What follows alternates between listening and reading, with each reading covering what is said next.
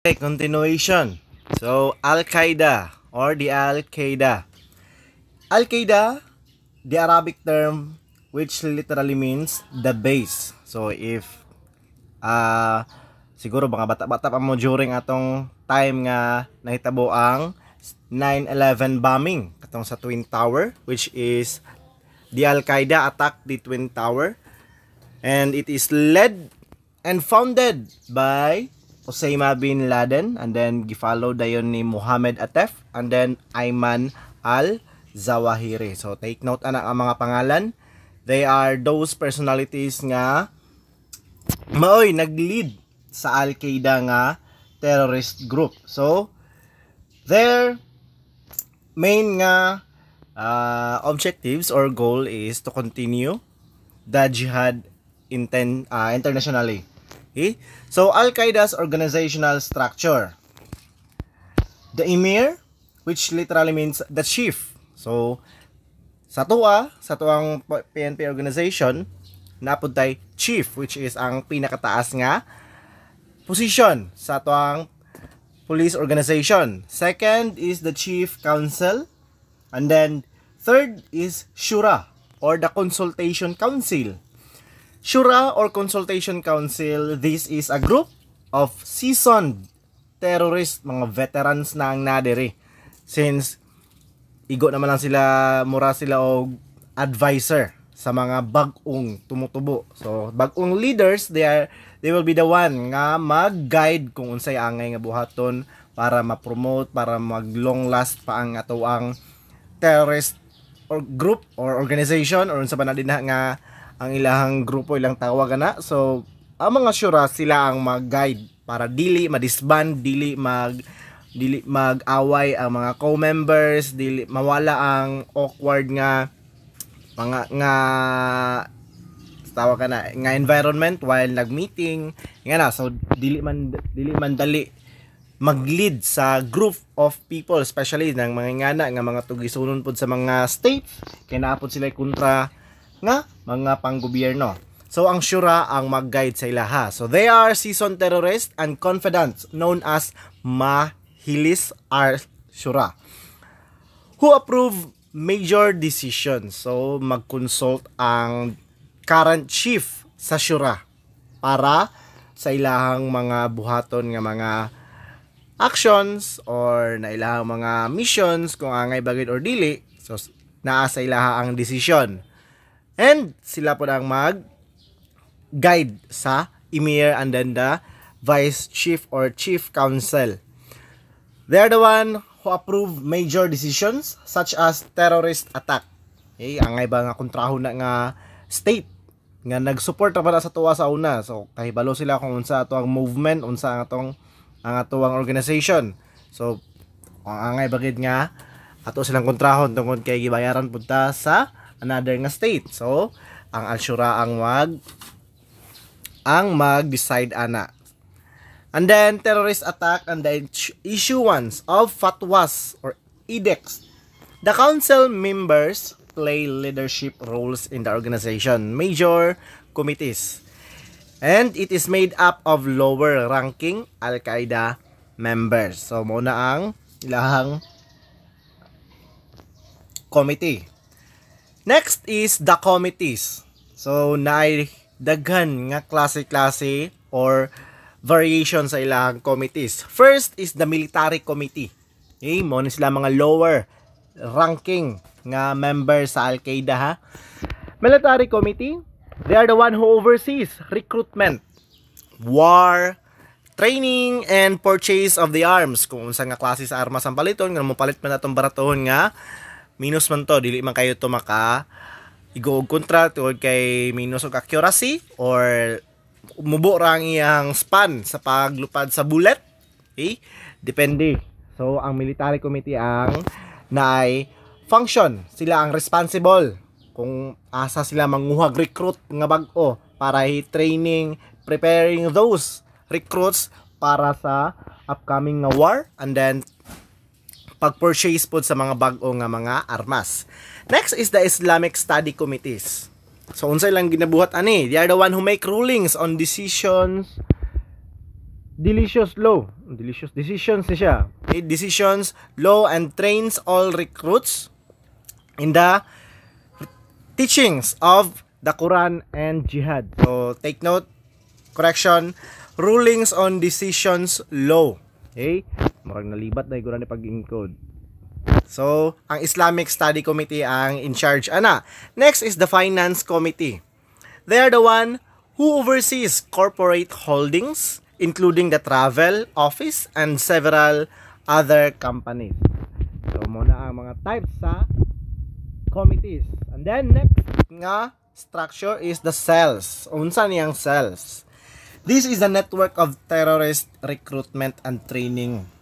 So naa sila yung mga sites. The same goes sa tuwang PNP nga na NCR nga dito or dito sa Camp Crame, dito ang main nga camp sa tuwang police force.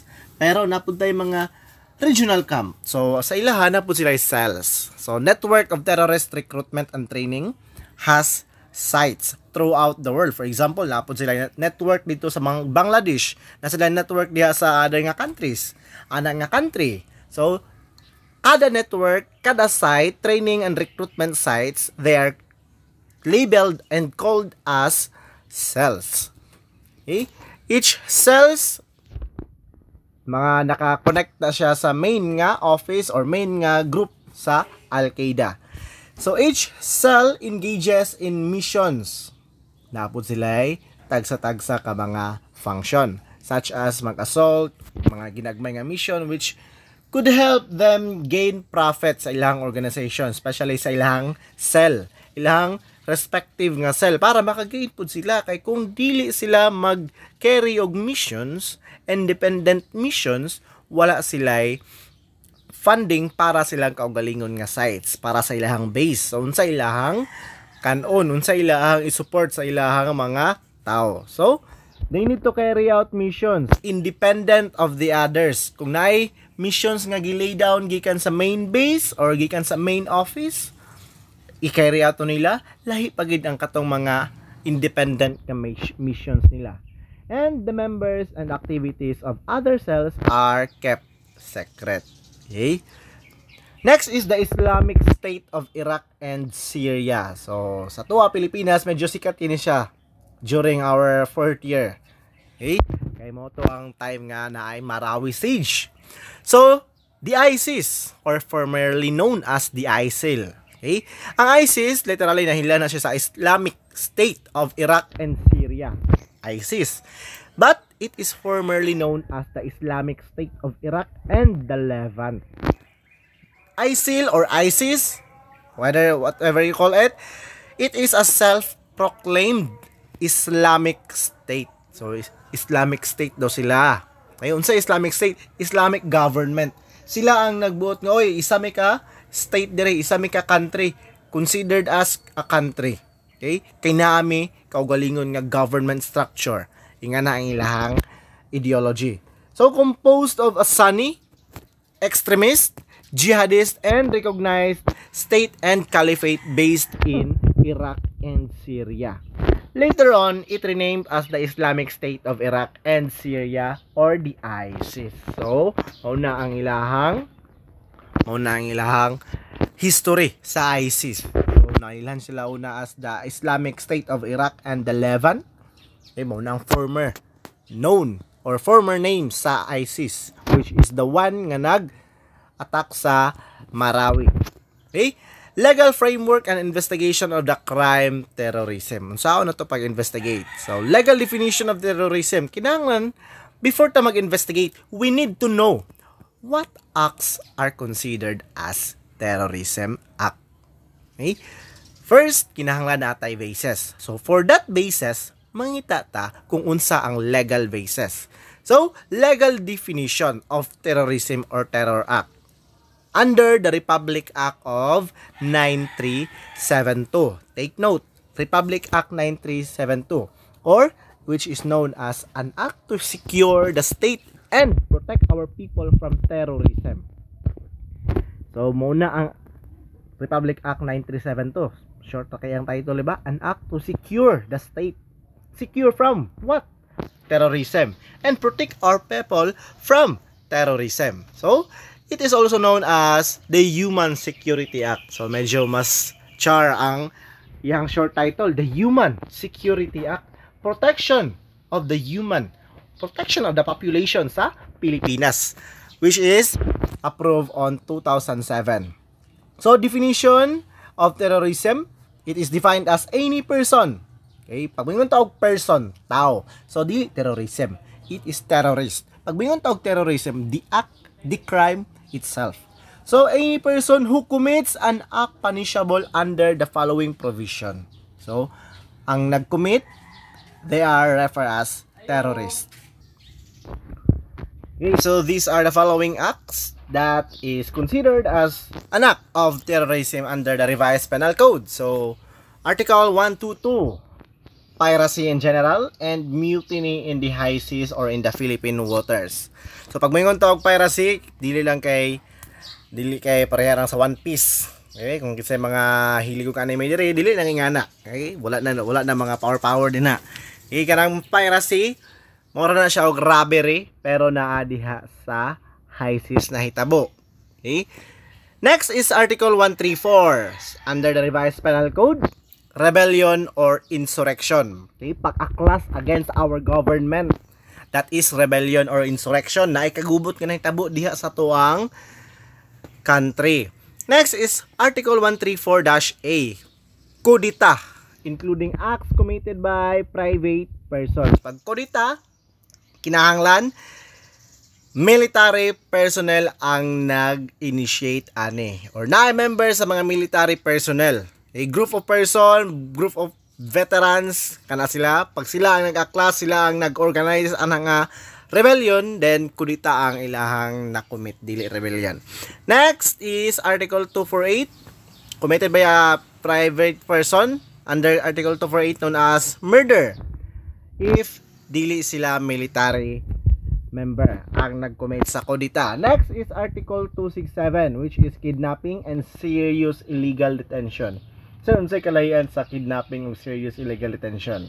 Na ay degree of committing such an act.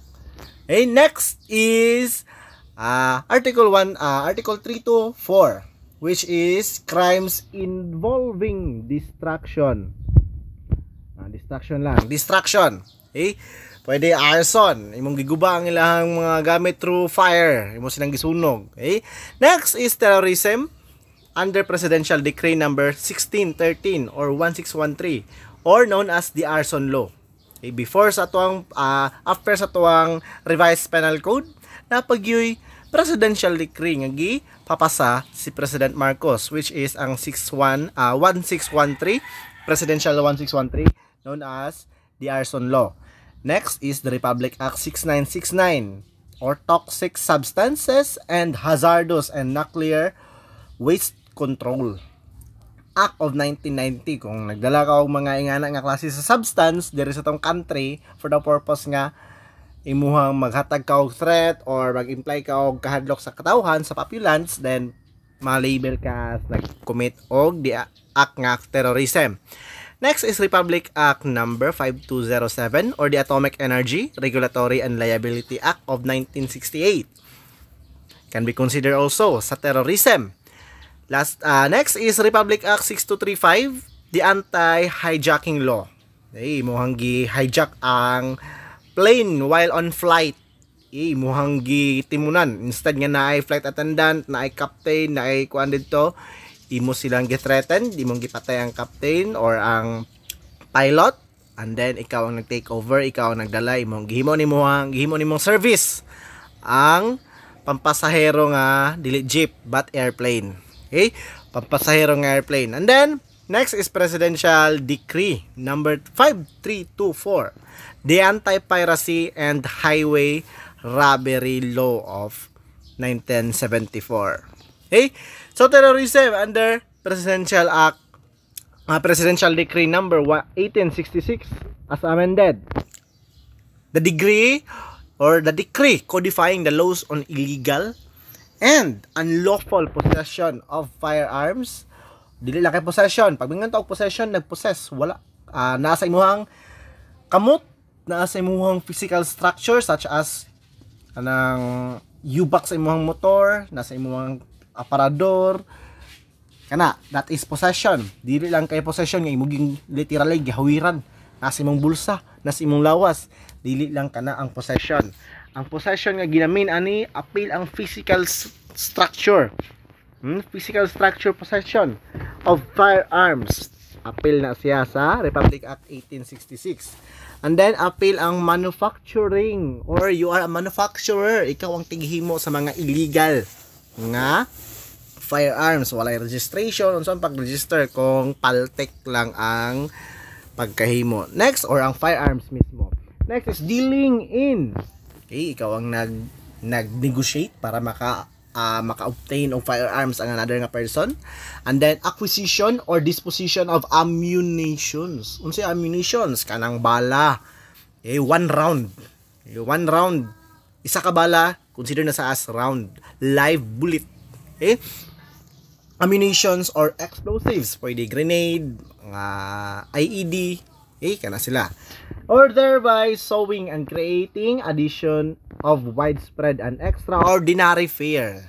Imagine, ikaw nga tao, naghawid ka na nga mga butang, high calibered firearms, napagi mga bomba, napagi granada, naglibot sa imong liog. Okay? Wala sila labot sa imong kinabuhi if mag-suicide ka diya, as long as dili ka makadamay. Pero kung naka sa crowded people or crowded place, nga daghan kayo tao, then that could imply fear sa katawhan. So, fear and panic. Magpanic maging tao, makakita lang gani og something nga makahatag og panic sa iya, then ang iyahang decision making ana medyo dili na gyud the same sa kalma pa lang siya. Okay? Next is among the populace in order to force the government to give in to an unlawful demand. For example, imong i-hostage ang 40 ka tawo, naghawid lang ka og isa ka kutsilyo. Dili ko sila naghawid ka og granada, imo silang gipakulintas og granada isa-isa, and then igihikot nimo ang PC didto sa iyahang pin. Okay, nay 40 ka granada, napoy 40 ka liog. So if tangtango nila ang iyahang pin ato, automatic matangtang ang ilang liog. Okay, and then imo deng nag-request din ka sa government nga, okay, hatag sa kuha ang Pilipinas para ako ning buyan ang mga tao nga naa dire. Okay, nga na ang terrorism. So if you are committing that act, then you can be guilty. If found guilty, you can be suffer, or you can suffer sa penalty nga 40 years of imprisonment without the benefit of parole. Okay, wala nang mga minimum sentence. Okay, wala nang minimum sentence nga pag makaabot na ka og 20 ka tuig nga serbisyo, then pwede na ka maka-apply for parole. Wala nang parole. Automatic 40 years yun. Depende sa imuhang na-commit nga crime. Next is persons who can be liable for the commission of terrorism. Okay? Kinsa rin sila nga mga tao. So, any person, okay, take note, any person who having knowledge, okay, knowledge of the commission of the crime of terrorism. Dili lang kay ikaw gud ang nag-participate. Even if wala ka nag-participate, pero you have knowledge, you know that that group of person is committing the crime of terrorism, then pwede ka ma-considered as a terrorist also.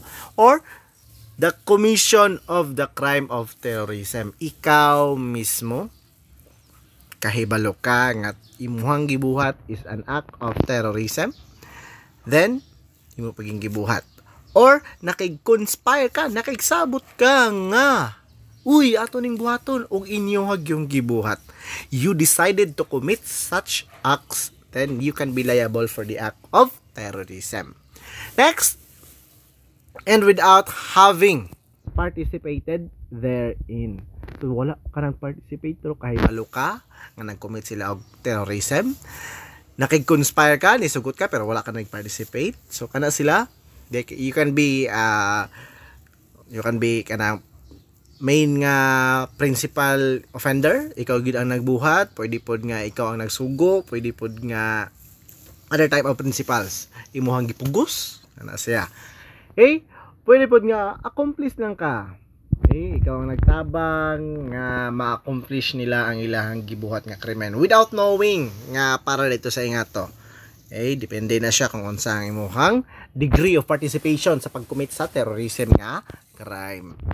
Next, either as principal or accomplice under Article 17 and 18 of the Revised Penal Code takes part of the subsequent to its commission in any of the following manner. Any of the following manner.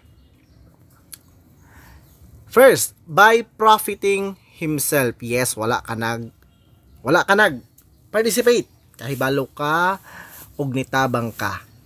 Nisugot ka nga mutabang ka. Pero walay direct participation sa pagbuhat, pag-commit sa crime nga terrorism. So, by profiting himself or assisting to the offender to profit by the effects of the crime. Okay? Yes, tabangan mo. Akong hinluan ng inyong agi. Wala ko na to na mga ebidensya, kana siya. Pero, bayaran ko ninyo. Okay? That is one. Next is by concealing or destroying the body of the crime. Again, ako nanggingon sa inyo ha. Wala ka na-participate.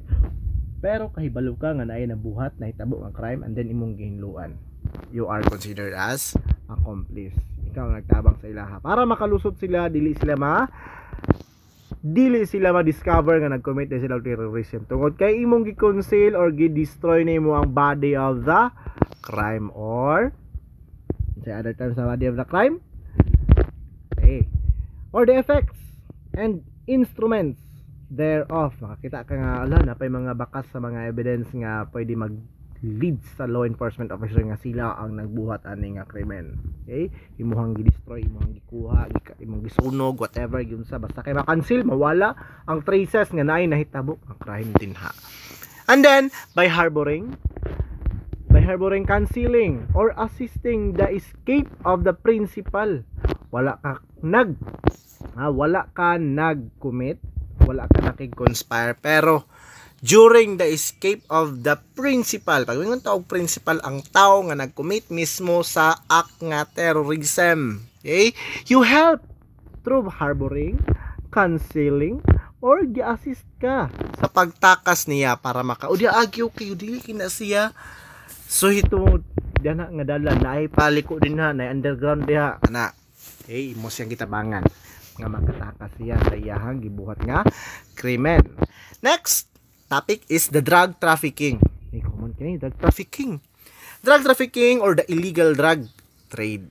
Okay, pag mga tawag trafficking, dili lang kay traffic na sir, hugot na dagan kay traffic din na. No, not dili kana ka traffic. Pag mga tawag trafficking, moving one object to another person. Murang transportation, pero moving one object to another place. So, drug trafficking.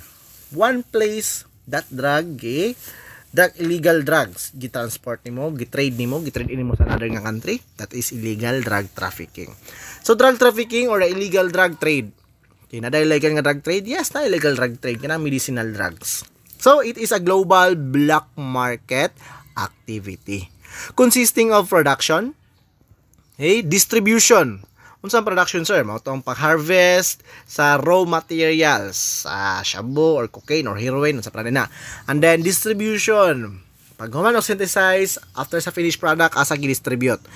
Nakuha ang raw materials dito sa one country, country 1, and then gi-distribute sa country 2. And then packaging of psychoactive substances dito na din sa country 3. So complicated ang dagan sa trade. Ngano man, diya gikuha nga country ang raw materials, gi-transport niadto kanada nga country, dito gi-synthesize, dito gi-pack, dito gipangbuhat, gipang-package tanan, and then gibalhin na pud sa another nga country, gi-transport na pud ang finished product, dito gi-distribute. That is drug trafficking. So illegal psychoactive substances. Next is drug trafficking activities. So unsa ilahang activities ani? First is discovery, plantation, cultivation. Pag mingon tawag cultivation, ikaw mismo ang nagpadako, nagtanom, nagpadako sa 5 kasalingsing nga dahon. Okay? And then after ana, mudako na siya, di mo ginang ampingan, nga di ba paakan sa lamok, or sa panadin kay grabe ka sensitive. Dapat bugnaw, gamay, dili pod kay tanto init ang environment sa imuhang gitanuman. That is cultivation. Okay, cultivation ang tawag ana. Plantation, okay, naa kay plantasyon, na kay factory nga tighimudan na. And then harvest. Okay, harvest, that is one. Isa na siya sa activities sa drug trafficking. Next is preparation for distribution. Asa ni mo na i-distribute? Kung saan natin ipagbahay, nagamay ra siya diha ilaha kay minus kayo ang ilahang kuan.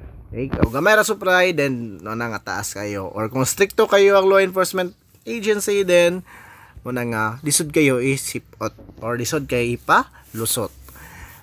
Distribution. Next is manufacture. Asa na nato may i-manufacture, asa na buhaton nga laboratory. Okay, kinsa laboratory ang buhatan. Synthesis and then refinement. Dili man na dito mahimong shabu. Nagi na siya raw materials such as pesticide, such as kanang hinlo ay sa bawol. Dili chlorine kanang basta kanang hinlo ay sa bawol ng acid, something acid kana siya. Isa na siya sa main substance sa methamphetamine. Next is marketing and distribution. Dire ang ginatawag nito nga profit. Dire ang profit na to makita. Pila ang price sa raw materials, sa pag-transport para ma-synthesize, sa pag-synthesize, pila ang bayad sa inyong chemist, and then pila ang worth every distribution. Okay? Yan na siya. Ang drug trafficking activities. Major drug traffic routes. So kung ang mga sakinan na ay ruta, the same sa drug trafficking. So, drugs that originated from the Golden Crescent. Take note, Golden Crescent. Kinsa ang Golden Crescent? Ang mga country nga members sana is ang Afghanistan, Iran, and then India. Pag sila tulo, they are called as Golden Crescent. Kana nga tulo ka country involved, Golden Crescent na siya. In Southeast, as the Golden Crescent is the major supplier of opium poppy.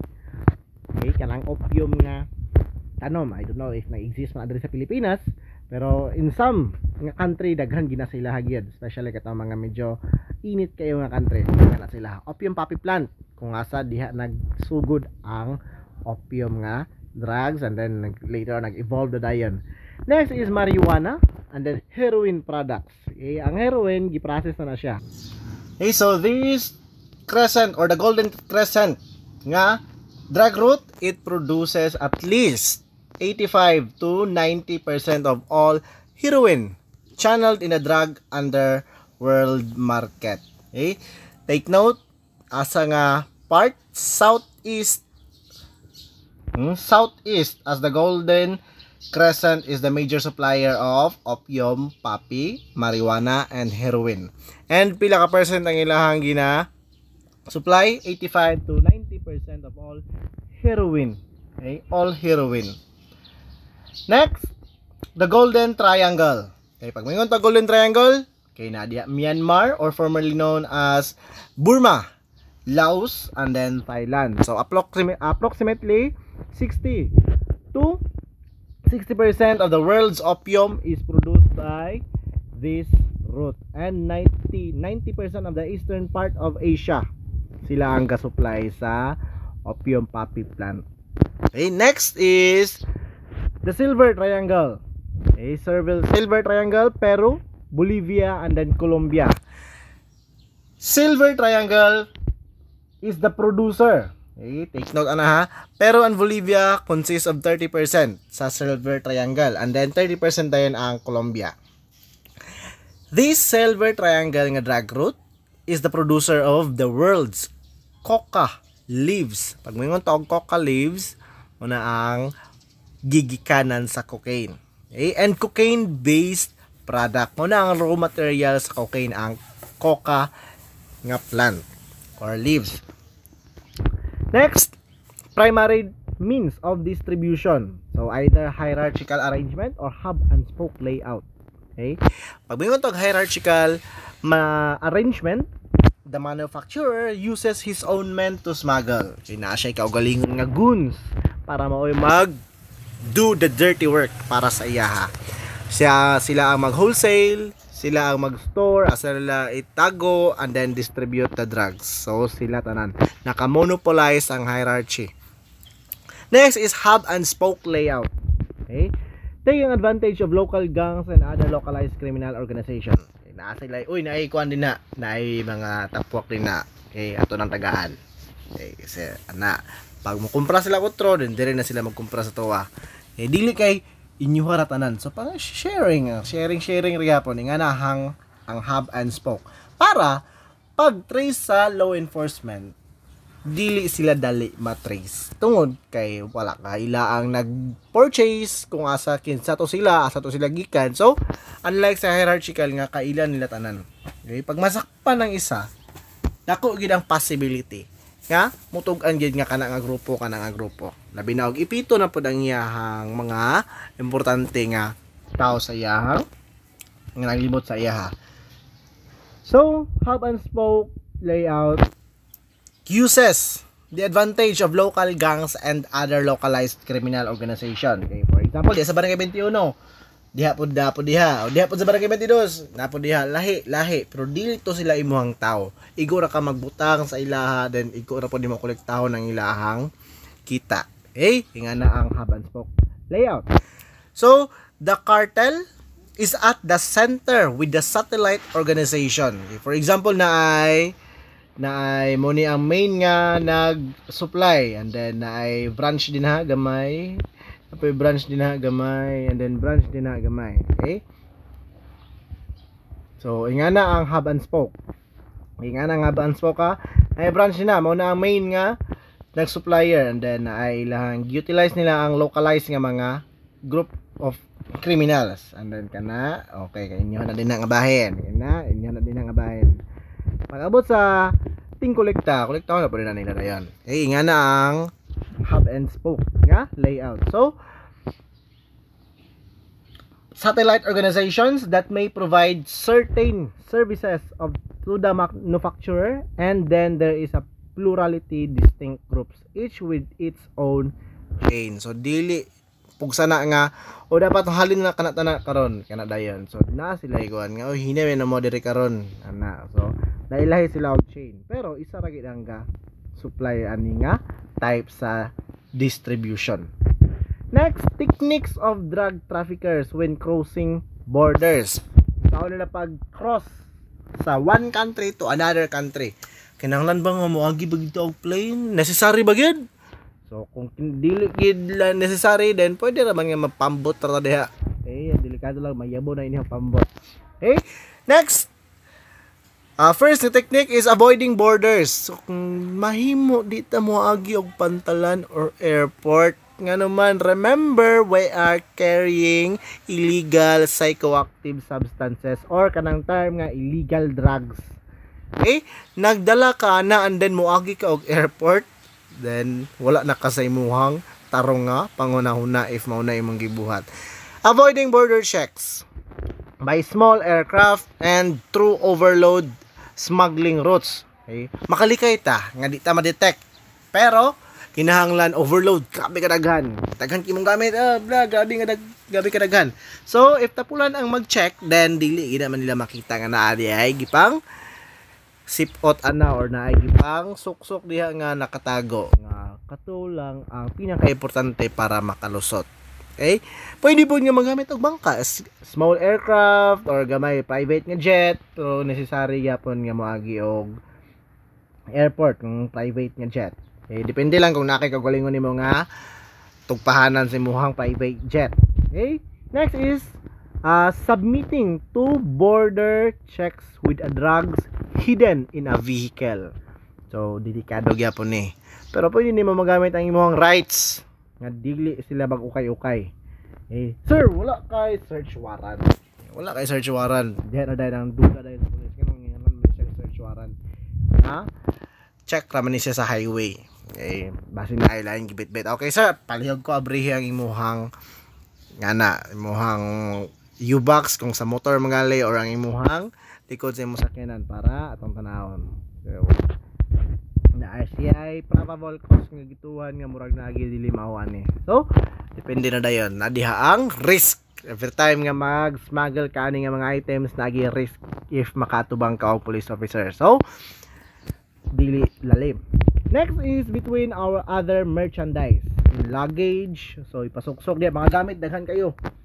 Pila ka sanina, wa ta kawalo naraday sa kanang tumoy sa inyong pantalon, or nasa bulsa nga gamay sa pantalon, or nasa sid-sid sa sanina, diha gipang suksok. Abi nimo baga kay nga tela, pero lahi na di ay ito ang sulod ato. Okay? So nasa mga luggage, in or under clothes, inside the body, and etc. Ngayon inside the body katong naay mga samad nga gipaulian nga nanay bangagdaan. So pwede ito na dito isulod ang illegal psychoactive substances. Next, buying of diplomats. Okay, buying of diplomats to smuggle drugs in diplomatic mail or luggage. Okay, dili naman na sila kinahanglan i-border check kay that person is a diplomat.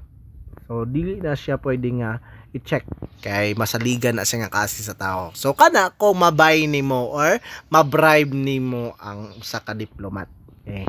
So advantage ka na siya sa part na mga traffic sa illegal drugs. Next is, what is a mule or drug mule? So a lower criminal recruited by a smuggling, okay, person ni siya, pag mingon tawag criminal person, recruited by a smuggling organization to cross a border carrying drugs, or sometimes person in whose bag or vehicle the drugs are planted. So tingala ka kay na-recruit ka, and then okay, muna ni mong buhaton, igora ka mo ato og Japan, dalon nimo ni ang bag, imo ning ihatag dito. Wala ka kabalo nga katong bag na aday sulod nga illegal drugs. Okay, without your knowledge, or can be sometimes with your consent. Ang delikado ang ning drug mule if gisulod sa ilahang lawas. Okay, ilahang gipaoperahan dito, gipaksok-sok ilahang tiyan. Then pagkabot ito sa ilang destination, CCO na dayon to, kwaon to ang mga pakete sa illegal drugs, and then ahe sila boyan. Okay, nga na ang kinaboy sa usa ka drug mule.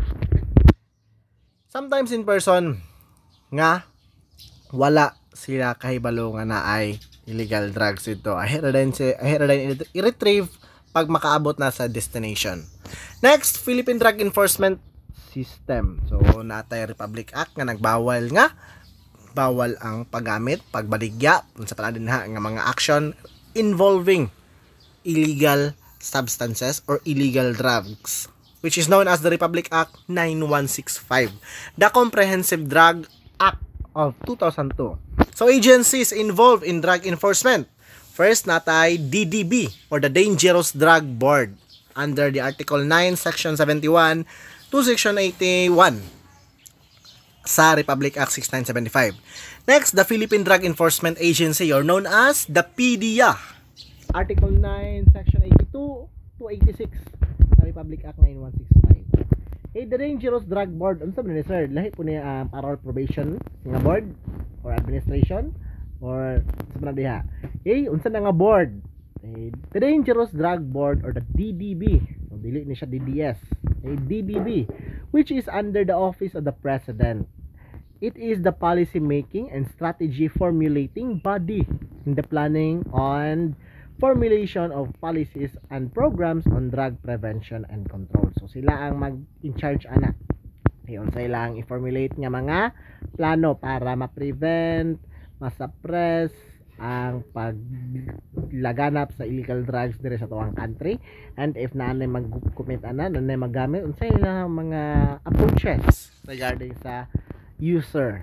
Okay, so sila ang in charge ana, ang DDB. Next, the PDEA. Okay, PDEA is an agency created by the virtue of Republic Act 9165, which was enacted into law in June 7, 2002 and signed into law by President Gloria Macapagal Arroyo. So 2002 pagod, ang ubanana sa inyo, panaanak. So it is part of the executive number or order number 61, which is issued on January 15, 1999, creating the National Drug Enforcement and Prevention Coordinating Center, or NDPCC, National Drug Enforcement and Prevention Coordinating Center, which is tasked to orchestrate and console all the government anti-drug efforts. Okay, so consolidate ni siya. Consolidate. Orchestrate and consolidate all the government anti-drug efforts. So, muna ang function ni PDEA sa drug enforcement. Okay? Illegal drug enforcement. So, PDEA, it serves as the implementing arm of the Dangerous Drug Board. So, ang dangerous or ang DDB ang maghatag og missions or unsa pa din na mga command, and then sila ang mag-implement ana. For example, bawal ang ingana, dapat hugot kayo, dapat taas kayo ang atuang rate para tsada ang performance sa atuang department or sa atuang unit. So, ang mag-implement ana is ang PDEA. Okay, ang PDEA na basta regarding drugs and gikan kang DDB. So, siya ang mag-implement. Siya ang mag-serve as implementing arms ni DDB. And it is also responsible for the efficient and effective law enforcement of all the provision on any dangerous drugs and controlled precursor as essential as provided by the Comprehensive Drug Act of 2002. Okay, so siya mauna ang function ni PDEA. Dili lang kay mga pachurchoy na din na or unsa pa na din na ang ilang kuan, pero sila importante kay ang ilang function na kay sila ang tig-implement kung unsay mando ni DDB as long as related to drug or illegal drugs or dangerous drugs and or controlled precursor nga pasi sa essential chemicals na bawal, then sila ang manubag nganong nakalusot na or nganong naana din na. It's your function to eradicate those substances sa atuang lugar, labi na ang paggamit, labi na ang pag-administer ana nga paggamit sa illegal substances. So sila ang naay responsibility para mahimong effective and efficient ang atuang law enforcement regarding illegal drugs and other nga controlled precursor chemicals. Next, national campaign strategy against drugs or against dangerous drugs. So unsa to ang campaign nga ginabuhat? First, demand reduction. Okay? Para walay illegal drugs, dapat mawala ang user. Walay mo demand, walay mo palit, walay mo demand. Okay? Kung walay user, walay mangita, walay demand. Kaya nga, oy, kinamong kinahanglan kidaghan kay ang tigamit dire. Karon kung wala nang tigamit, then mawala ang demand. So ma-reduce. Okay, ma-reduce. Unsaon na to? First, refers to the implementation of preventive education. So tagaan og educational background regarding the effects, the side effects, and then unsay mahimong padulngan kung maggamit ka, nagplano ka nga mogamit ug mogamit na ka sa illegal drugs, especially kung ma-addict na gid ka sa paggamit sa dangerous drugs. Ayun, dangerous pa sa imong health, sa imong lawas, makaguba pa sa pamilya or sa para din na ilang gipangkuhan nga para mawala ang gana nga, ang motive sa tao nga masyada lagi nga mag-apil-apil na kay Chewy. Kaya kana mawala na siya nga mindset sa usa ka bata, sa tao. Okay? Kay nakaibalo na sila nga dili din na makaayo gyapon. Wala na maayo nga ihatag sa tuwa kundi puro ra kadaot. So, preventive education and public information campaigns mo na ang atong PNP, ang atong PDEA, especially ang PDEA gid mismo kapanghatag na sila leaflets. Conduct na sila og symposium, seminars regarding illegal drugs. Unsay may mong epekto ana niya? Kana sa barangay, ang uban na kay gina-ignore lang kay snack gyapon niya nag-join lang sa seminar kay na snack. Pero that is very important if imo ginang gisulod sa imong unahuna og imo ginang gi-realize nga dili di ay makaayo kung kana siya. Okay? Kung kana imo ang ginabuhat. So it also includes treatment and rehabilitation of drug dependents. So pag mingon tawag drug dependents, those are the person who cannot live without any dangerous substances nga ilang magamit. Dili sila mabuhi.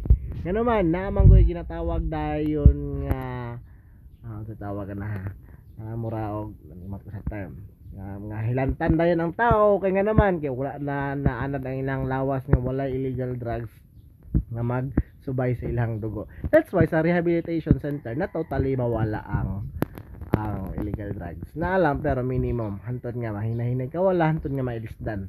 Dili na drugs ang imong ginagamit ba candy or kape or sa dinha ana siya. Okay? Ingana ang trabaho or ingana ang pamaagi para mawala. Kay og totally gid mawala ang drugs sa imuha, especially if dependent na ka, there's a possibility nga na ay nalimot ko sa term pero na ikuan niya sa ikuan sa term pero na ay mahitabo nga murag nga na ako ron na ikuan pagabot sa tuwang drugs sa subject kung say mahitabo sa lawas sa tao pwede mabuang hilantan magluya na dayon murag lawa nga nabugnawan mga nagluya nga na ang mahimong side effect tungod kay drug dependent na siya. Dili na siya maka-carry out sa iyang trabaho kung dili sila makagamit. So they are those called as drug dependent. Okay, next is supply reduction. So dili lang ang demand reduction, walaon ang mga user. Pwede lang po ang supply reduction. Walaon ang mga pusher, ang mga seller, ang mga broker, kana sila. So refers to the activities which endeavors to reduce the supply side or segments of illegal drugs to the barest minimum level possible. Posible ba nga mawala ba zero yun ang distribution sa drugs? So depende sa lugar, depende sa law enforcement, depende po sa inyong community. So magdepende gina siya sa community. As long as naay mo gamit, then naagid na permente ang supply. Okay? Pero pwede na siya ma-minimize to the most minimum nga possible nga number. Kasi pag pinakagamay nakikita siya gyud karon nga century kana ang pinakagamay, so mo to ang inyong pinakataas nga achieve sa supply reduction. Nagamay ninyo sa pinakagamay gid nga number ang iyong supply. Tungod kay siguro kay nawala na ang mga user siya. So naman po yung mga pamaagi para mas reduce ang supply. Okay? For example, arrest of seller or pusher.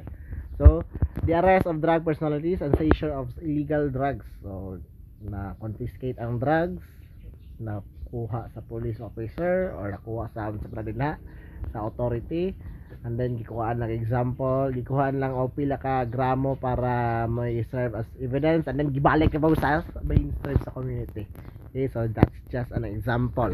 Okay, example na siya sa dili maayo nga deed sa mga personal authorities.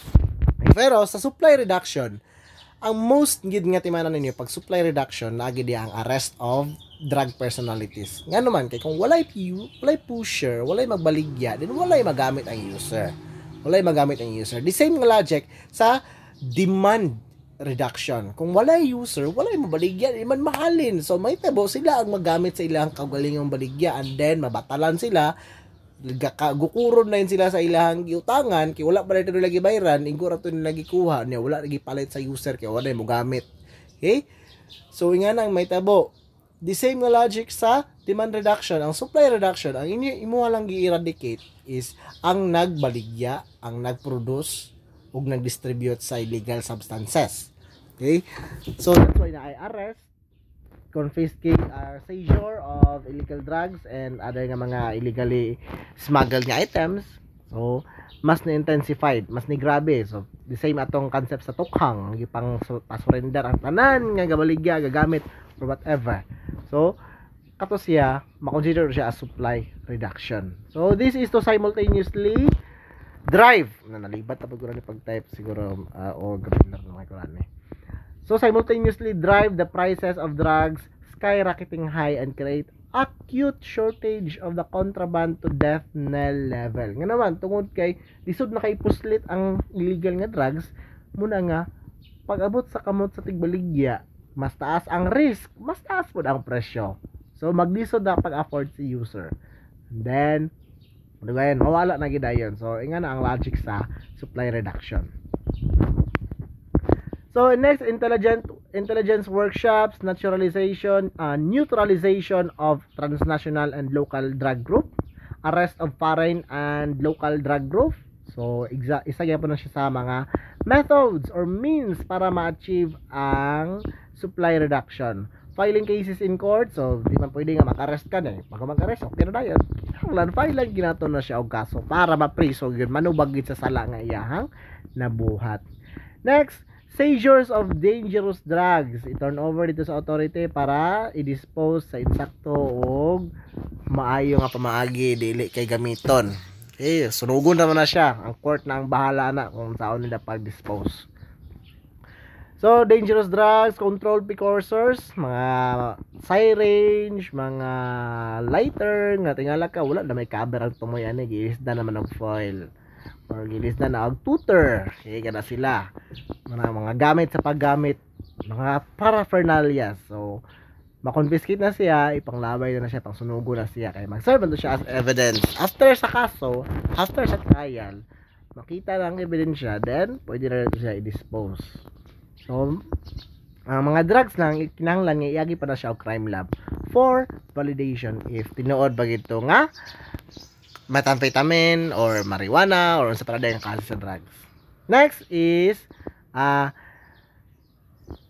precursors and essential chemicals and laboratory equipment. For example, ang inyong laboratory, naamoy kagulo yung laboratory for manufacturing shabu. Okay?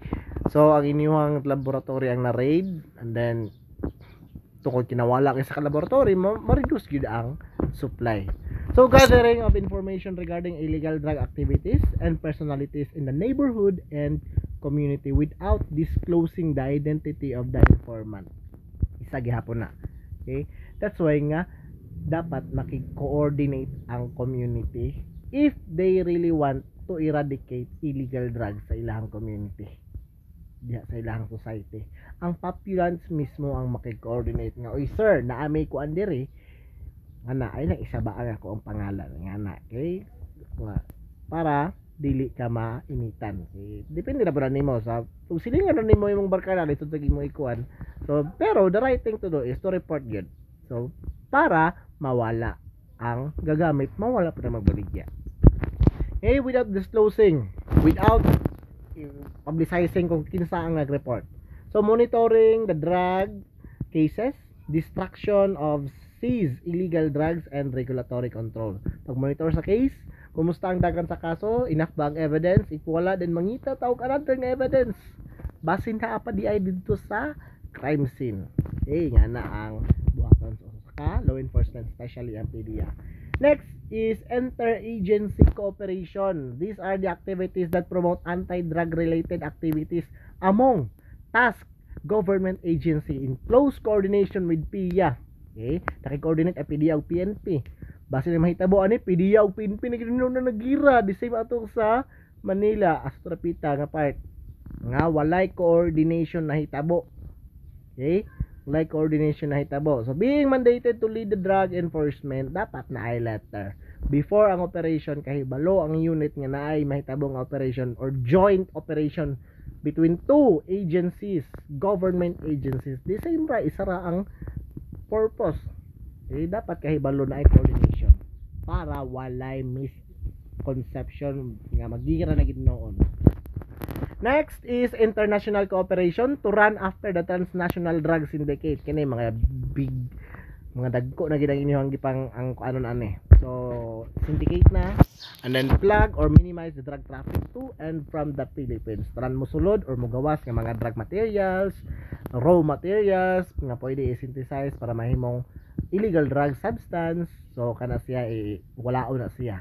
Samtang napasa port, napasa airport or seaports na siya salaon na gina siya sa custom. So exchange of information and relevant technologies. Okay? Maki-coordinate sa organization dito sa other nga countries. Okay, international cooperation man. Uy, kumusta ang inyong drug rate diyan? Ni gamay lagi. Kay ingani among gibuhat, sir. Ingana. Okay, basta applicable na diri sa MUA. So, pwede na to gamiton. So, exchange of ideas. Nga, nami device diri sir nga makakuan. Dali ra kayo ang pag-detect nga naay gagamit or gagamit siya pila ka tuig pa lang or pila ka adlaw pa lang. Ana siya. So, the use of anti-drugs campaign are accessed through the PCTC or Philippine Center of Transnational Crime, Interpol, ASEANAPOL, Defense, Military, and Police attaches, and then embassies, consulates, international NGOs or non-government offices or organizations like the International Association of Chief of Police, which is member ang atong bagong lingkod nga si Sir PNP Chief Ilyazar.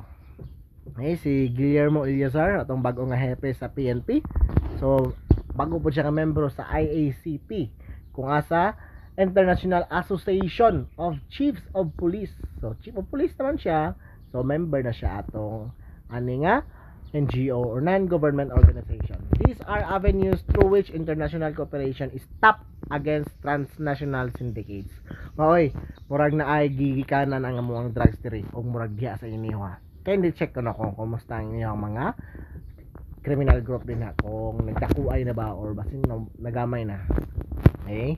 So, dili lang kay sa defense, dili lang kay sa pag-prevent, apil po ang pag-arrest, apil po ang ilang mga kuan. Pero, ang ilang mga pamaagi dapat mo sunod pod sa ato ang mga laws and regulation dari sa ato ang country. Kay basin og unconstitutional na ang ilahang ginabuhat or dili against sa ilang constitution sa ilahang country, pero pag-abot sa tua dili na siya pwede kay mo violate siya sa tuang constitution, especially ang human rights kana siya. So kinahanglan ato po siya tan-awon kung applicable ba sa tuang country. Next, activities.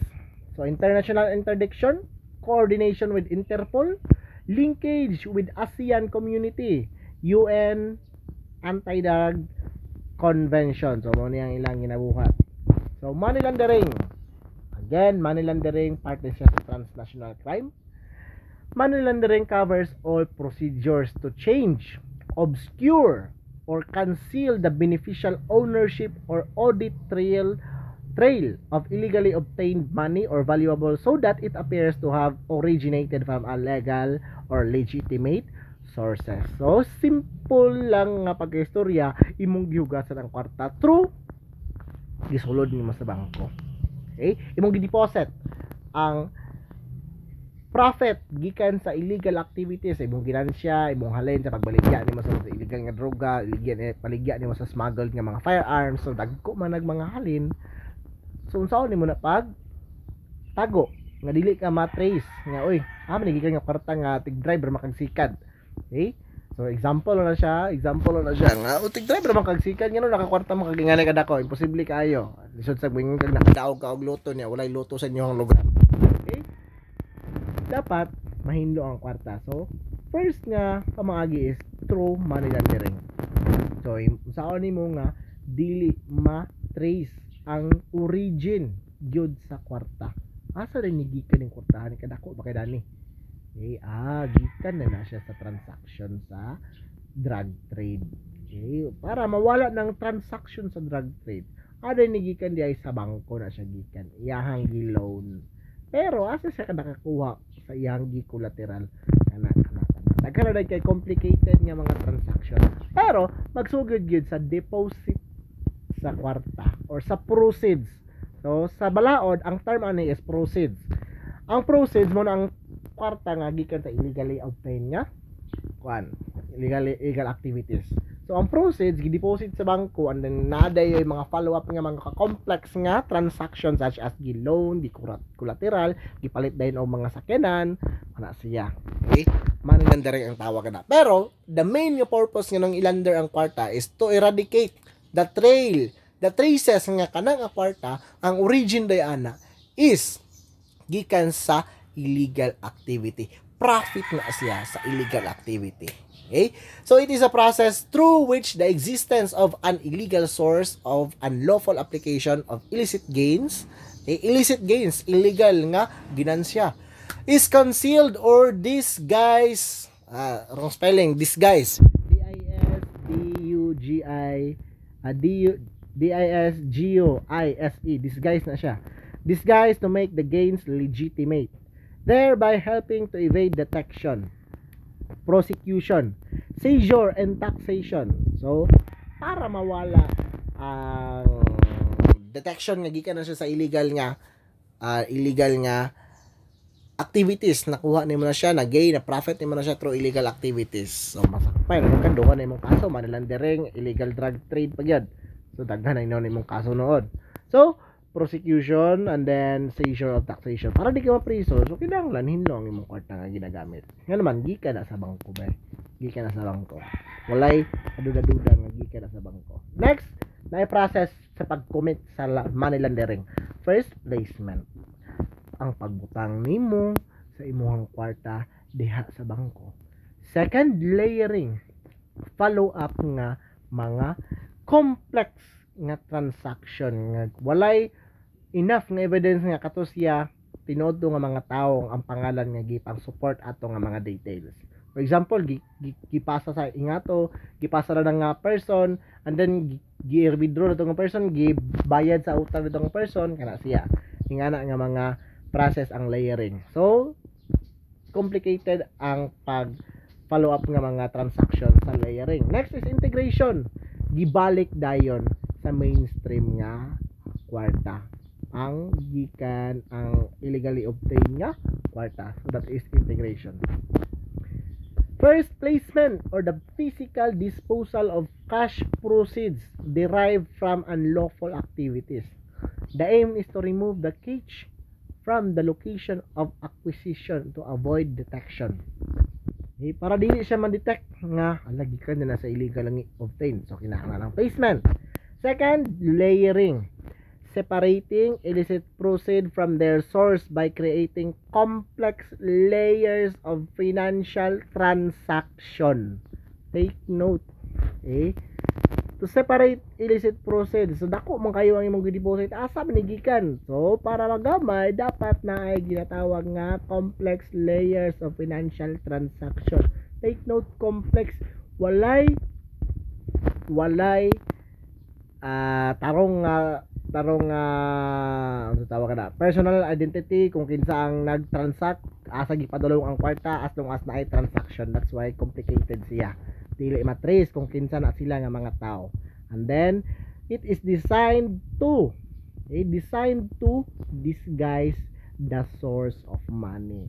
Tungod kay daghan na kay ang transaction nga nahitabo, wala na nato gi matter, dili na mag-matter kung asa gikan ang kwarta. Dili na mag-matter na dayon. Para ma-disguise, ma-cancel na nato nga wala na dayon kani siya gikan ini siya illegal nga pamaagi mo nang na-obtain lang kwarta. So subvert the audit trail and provide anonymity. Walay na kay balok kung kinsa ang nag-transact, asa na padulong, kita na anonymous tanan basta involved aning money laundering. Second is the purpose is to deassociate the illicit proceeds from unlawful activity by creating intentionally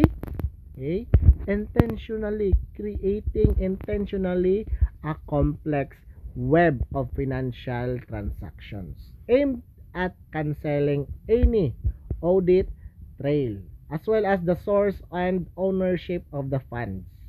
So walay na kay balo kung kinsa ang nag-transact, kinsa gid ang tagiyaan ng kwarta, siya kay gi-deposit sa pangalan dito, nya gi-transfer na po sa pangalan dito, lahi ang nag-transfer, lahi ang nagdawat, kana siya nga mga transaction. So complicated.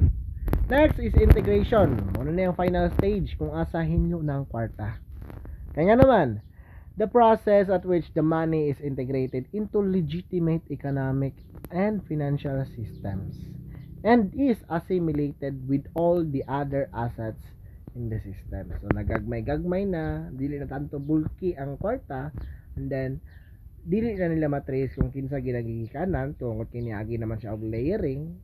So integration na ang mahitabo, gibalik sa main nga cycle sa kwarta. Illegally obtained cash proceeds sulod sa bangko or unsa pa ang establishment, and then may ginatawag nga placement.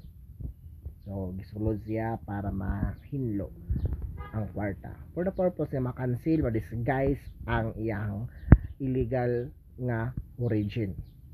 Okay, next is layering. Complex web of financial transaction nga nahitabo para lisod i-trace kung kinsa ang tag-iya, kinsa ang nag-transact, kung kinsa gina kwarta giun sa pag obtain ana nga kwarta.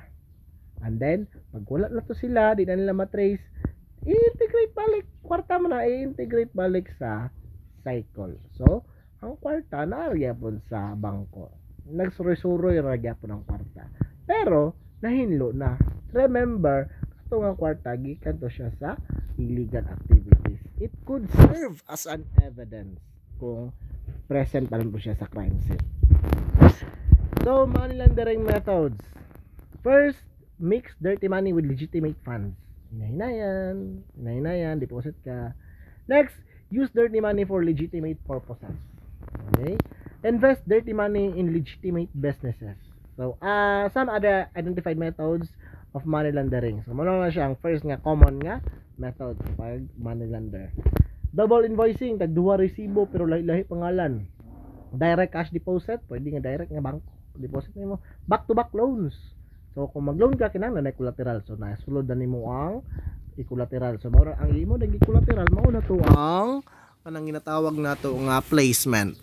And then fake properties transaction, underworld illicit banking system, advocate trial fees, and then smurfing, fake gambling earnings. Other identified methods are stock exchange, bogus transaction. Kaya na ito makita sa Facebook ito nga murag na rate kung asa na ay global market, so pwede na sila ma-consider as makakuan sa money laundering. And then purchase of shares into holding companies, offshore company, box letter company, purchase of share in private multinational companies or banks, either directly or through intermediaries. And then purchase of gold, jewelry, luxury items like looks or cars. And then ships or vessels. So imagine magpalit ka og tagpila ka billion nga yacht or manag-iya kag isa ka barko ra. Okay, and then vessels or planes or real estate. Tubing kag real estate, hektarya imong lutihan, pwede na ka magpaabang og kanang golf center. Okay, or pwede ka mag-host ka sa kanang tawag kanang dako kay nga kinahanglan dako kay nga area. So kinahanglan na kay enough nga property. So kung na kay illegal nga activity, then kaya na nimo buhaton. Anti-Money Laundering Act, which is ang Republic Act 9160, amended by 9194, amended again by 10167, amended again by 10365. So, money laundering offense. Money laundering is a crime whereby proceeds of an unlawful activity, predicate crimes are transacted, thereby making them appear to have originated from legitimate sources. So, money laundering is committed as follows. First, by any person who transact or attempt to transact with any monetary instrument knowing that it involves or relates to the proceed of an unlawful activity. Dili man na may mong violation kung dili unlawful ang origin sa kwarta. Next is any person who facilitates the commission of money laundering as defined in the number 1 by knowingly performing or failing to perform the act. Okay? And then any person who fails to disclose and file a report, wala ka nag-report, wala ka nagsaba sa AMLAC, unsa na yung AMLAC or AMLC, the Anti-Money Laundering Council, of any instrument or transaction report as required under the law. Dapat kung naay nag-commit og money laundering, imo gid report. The same sa terrorism, the same sa rebellion. Ayun na agyoy mag-report kay kung dili ka. Next, trafficking in person.